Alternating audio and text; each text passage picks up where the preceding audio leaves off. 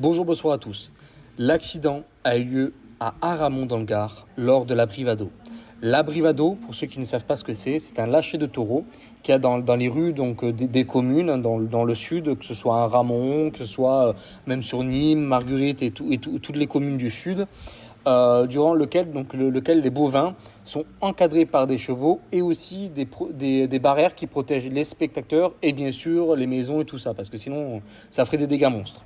Mais malheureusement, un homme de 52 ans a perdu la vie ce dimanche après avoir été renversé successivement par un cheval et un taureau lors d'un lâcher dans les rues du village, a précisé la gendarmerie auprès de l'AFP, confirmant une information des médias locaux.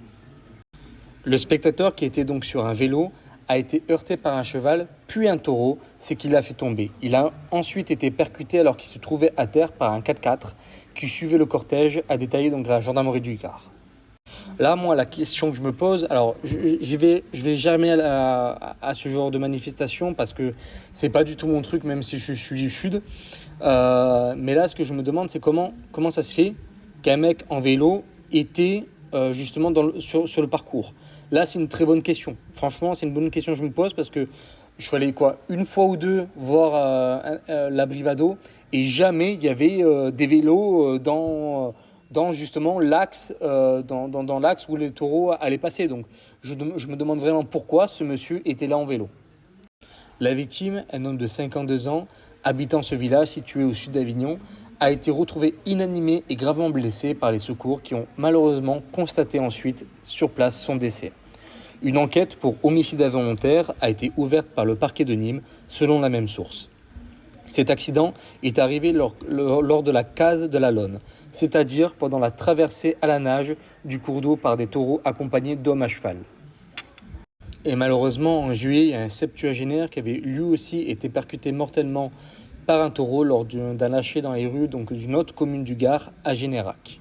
Malheureusement, ça, ce sont des accidents, mais des accidents qui peuvent être évités.